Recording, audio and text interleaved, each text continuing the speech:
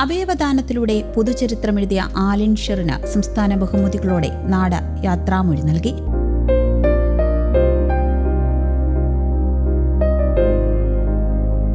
വീട്ടിൽ പൊതുദർശനം ആരംഭിച്ചു.